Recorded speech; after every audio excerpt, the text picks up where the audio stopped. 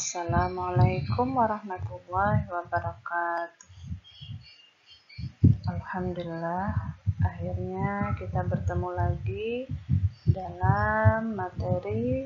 Pada hari ini saya akan membawakan materi yakni sejarah perkembangan Islam di Indonesia.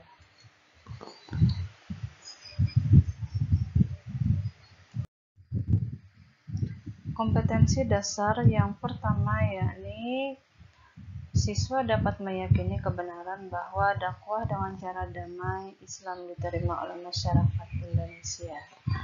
Yang kedua, menjunjung tinggi kerukunan dan kedamaian dalam kehidupan sehari-hari. Yang ketiga, menganalisis dan mengevaluasi sejarah perkembangan Islam di Indonesia. Dan yang keempat, menyajikan nilai-nilai keteladanan tokoh-tokoh dalam sejarah perkembangan Islam di Indonesia. Adapun tujuan pembelajaran pada materi ini yakni yang pertama, meyakini kebenaran bahwa dakwah dengan cara damai Islam diterima oleh masyarakat Indonesia. Yang kedua, menjunjung tinggi kerukunan dan kedamaian dalam kehidupan sehari-hari dengan toleransi. Yang ketiga, mengidentifikasi sejarah perkembangan Islam di Indonesia dengan tepat.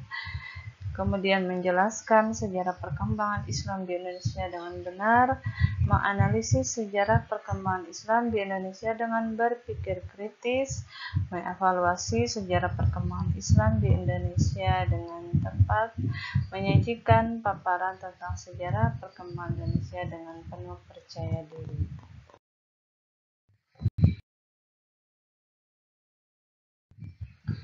Perkembangan Islam di Indonesia, masuknya Islam ke Indonesia yakni pada abad ke-1 Hijriah atau abad ke-7 atau 8 Masehi. Masuknya Islam di Indonesia dibawa oleh musafir Maroko Ibnu Battuta. Nah, jadi beliau ini mengunjungi Samudra Pasai dalam perjalanannya ke negeri Cina, yakni pada tahun 1345 Masehi. Agama Islam yang bermazhab Syafi'i telah mantap di sana selama seabad. Oleh karena itu, pada abad ke-13 biasanya dianggap sebagai masa awal masuknya Islam ke Indonesia. Kemudian dengan ditemukannya batu nisan seorang wanita muslimah, yakni Fatimah binti Maimun, di Leran dekat Surabaya pada tahun 475 Hijriah atau 1082 Masehi. Jadi menurut kesimpulan seminar masuknya Islam ke Indonesia yang dilaksanakan di Medan pada tahun 1963, disepakatilah bahwa Islam masuk ke Indonesia sudah semenjak abad pertama Hijriah atau abad ke-7 Masehi.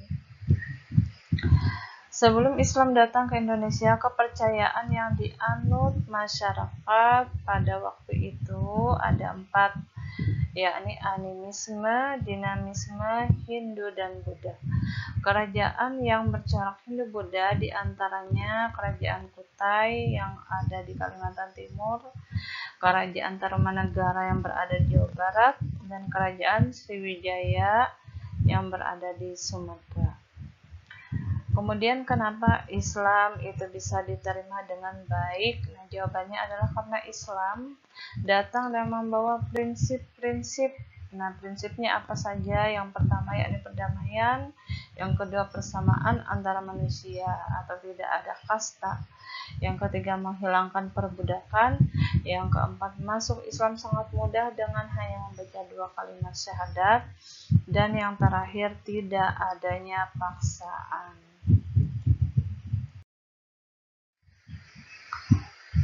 Jalur masuknya Islam ke Indonesia terbagi menjadi 2 jalur.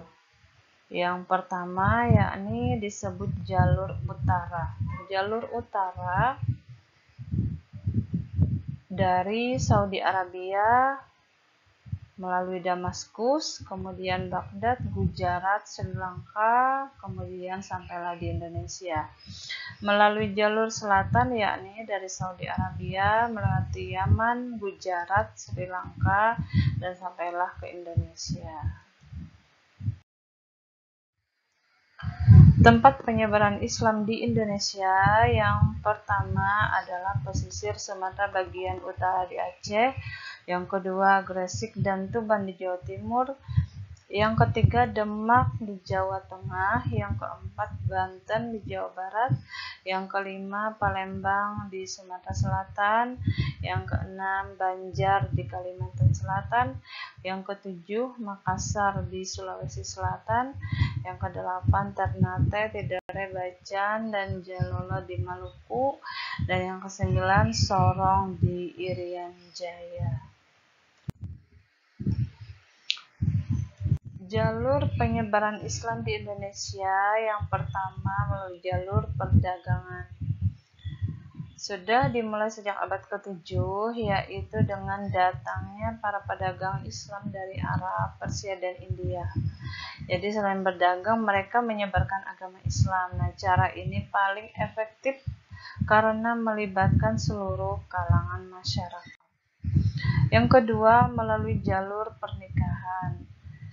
Pedagang Arab yang berdagang dalam jangka waktu yang lama menjalin hubungan yang lebih erat dengan penduduk pribumi.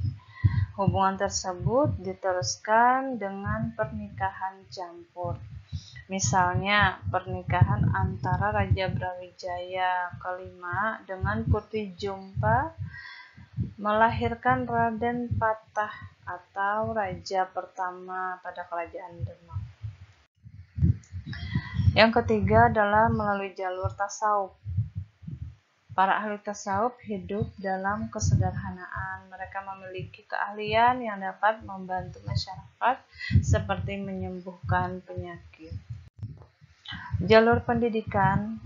Para ulama, guru agama, dan kiai mempunyai peranan yang sangat besar. Mereka membangun pesantren untuk mempermudah penyebaran dan pemahaman agama Islam.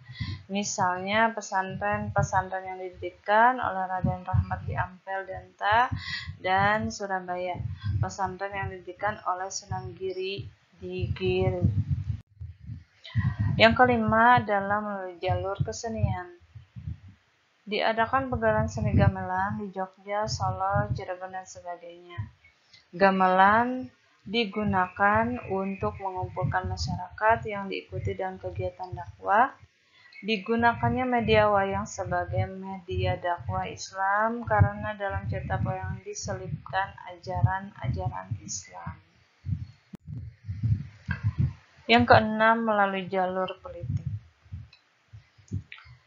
Pengaruh seorang raja pada waktu itu sangat penting bagi perkembangan Islamisasi di Indonesia. Rakyat memiliki kepatuhan yang tinggi kepada rajanya. Apabila rajanya Islam, maka biasanya diikuti oleh seluruh rakyatnya. Kepentingan politik seperti perluasan wilayah diikuti dengan penyebaran agama Islam. Nah, jadi kesimpulan yang dapat kita ambil dalam materi kali ini, yang pertama, menurut seminar masuknya Islam ke Indonesia yang dilaksanakan di Medan pada tahun 1963, ditetapkanlah bahwa Islam masuk ke Indonesia sudah sejak abad pertama Hijriah atau abad ke-7 Masehi. Yang kedua, ketika Islam datang di Indonesia, berbagai agama dan kepercayaan seperti animisme, dinamisme Hindu, dan Buddha sudah banyak dianut oleh bangsa Indonesia. Bahkan di beberapa wilayah kepulauan Indonesia telah berdiri kerajaan-kerajaan yang bercorak Hindu-Buddha. Misalkan Kerajaan Kutai di Kaltim, Kerajaan Tamanegara di Jawa Barat, Kerajaan Sriwijaya di Sumatera, dan masih banyak lagi. Namun Islam datang ke wilayah tersebut dapat diterima dan baik karena Islam datang dengan membawa prinsip-prinsip perdamaian, persamaan antara manusia, yakni tidak ada kasta, tidak menghilangkan perbudakan, dan yang paling penting, ajaran agama Islam masuk dan sangat mudah dan masuk agama Islam itu hanya dengan membaca 2 kalimat syahadat dan tidak dipaksakan. Kemudian kesimpulan yang keempat, Islam masuk ke Indonesia pada abad ke-7 atau ke-8 Masehi yang bertepatan dengan abad ke-1 atau ke-2 Hijriah. Rute yang dilewati ada 2, yakni jalur utara dan jalur selatan. Jalur penyebaran agama Islam terbagi menjadi 6. Yang pertama jalur perdagangan, kedua jalur perkawinan, yang ketiga jalur tasawuf, yang keempat jalur pendidikan, yang kelima jalur kesenian, dan yang keenam jalur politik. Nah, jadi kita sampai di evaluasi. Evaluasinya yang pertama, mengapa pada tahap awal proses masuknya Islam di Indonesia adalah perdagangan. Yang kedua, mengapa jalur penyebaran Islam ke Indonesia melalui perkawinan lebih menguntungkan apabila terjadi perkawinan antara saudagar muslim dengan anak bangsawan atau anak raja atau anak adipati. Yang ketiga, mengapa penyebaran Islam di daerah Sumatera mudah diterima oleh masyarakat. Yang keempat, bagaimana cara masuknya agama Islam ke Kalimantan. Nah, itu evaluasinya, tolong dijawab.